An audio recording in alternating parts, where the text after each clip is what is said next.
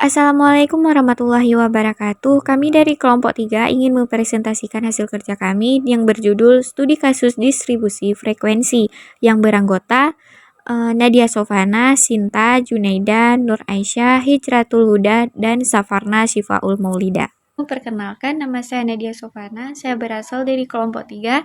Di sini saya akan menjelaskan pengertian studi kasus distribusi frekuensi.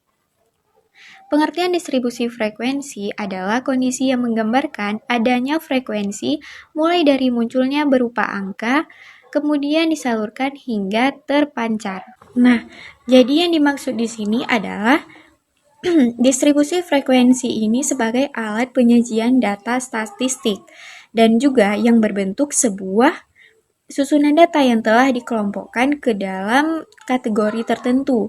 Jadi dengan adanya distribusi frekuensi ini sangatlah memudahkan penyajian data dan juga dapat mudah dipahami dan dibaca sebagai alat informasi. Jadi sekian dari pengertian distribusi frekuensi, selanjutnya akan dilanjutkan oleh teman-teman saya. Perkenalkan, nama saya Junaida, saya dari kelompok 3. Di sini saya akan menjelaskan sedikit tentang macam-macam distribusi frekuensi. Adapun macam-macam distribusi frekuensi yaitu yang pertama distribusi frekuensi absolut. Apa yang dimaksud dengan distribusi frekuensi absolut? Distribusi frekuensi absolut ini suatu bilangan yang menyatakan banyaknya data pada suatu kelompok tertentu. Distribusi ini disusun besarnya apa adanya. Dan yang kedua, distribusi frekuensi relatif. Yang dimaksud dengan distribusi frekuensi relatif ini yaitu merupakan suatu jumlah persentase yang menyatakan banyak data pada suatu kelompok tertentu. Dan yang ketiga, distribusi frekuensi monerik.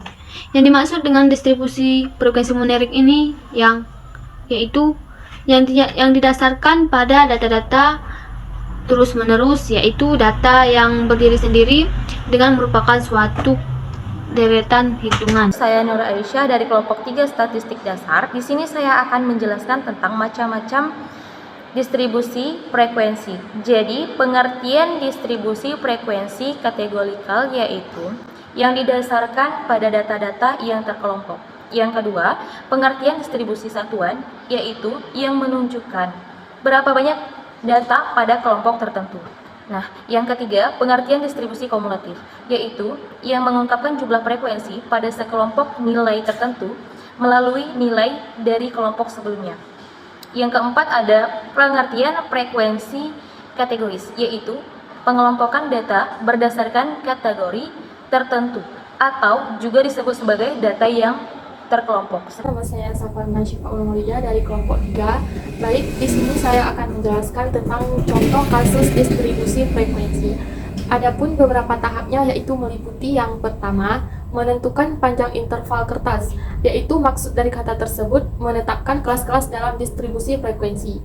Yang kedua, menentukan batas bawah kelas pertama. Yang dimaksud dari kata tersebut yaitu tentang nilai terendah atau terkecil. Dan yang ketiga ialah menuliskan frekuensi kelas secara teliti dalam kolom sesuai dengan banyak data. Perkenalkan, nama saya Hijratul Huda.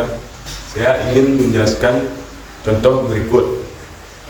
Contoh seorang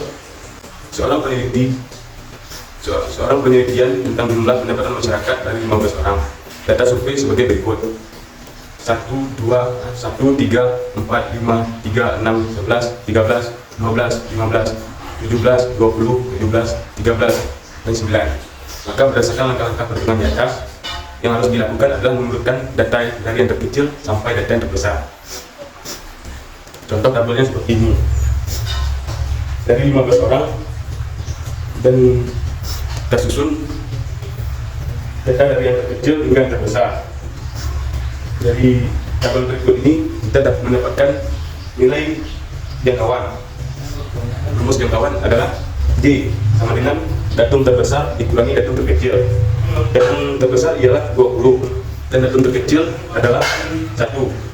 20 dikurangi 1 sama dengan 19.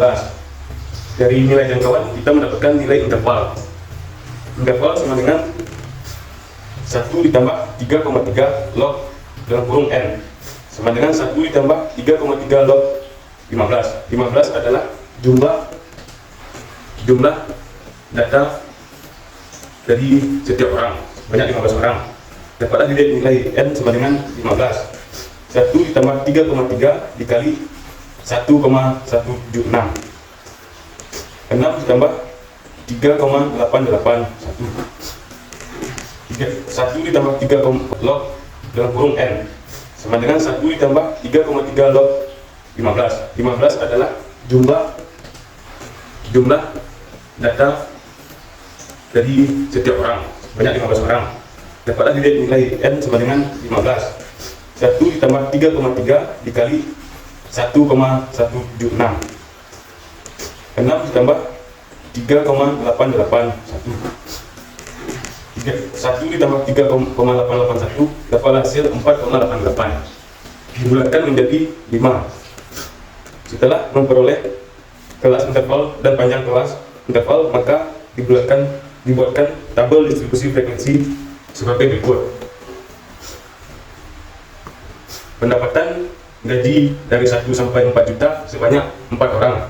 Gaji 5 juta sampai 8 juta sebanyak 2 orang. Gaji 9 juta sampai 12 juta sebanyak 3 orang. Gaji 13 juta sampai 16 juta sebanyak 3 orang. Gaji 17 juta sampai 20 juta sebanyak 3 orang. Terima kasih. Perkenalkan, nama saya Sinta. Saya di sini menjelaskan tentang kesimpulannya tentang distribusi frekuensi. Distribusi frekuensi adalah susunan data yang berupa angka yang diurut menurut besarnya atau di kategorinya. Susunan data angka tersebut disajikan dalam bentuk tabel distribusi frekuensi. Penyusunan data ke dalam tabel distribusi frekuensi bertujuan untuk meringkas dan menyajikan data untuk keperluan analisis berikutnya.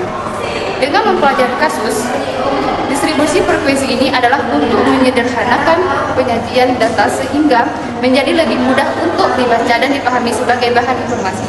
Sekian, terima kasih.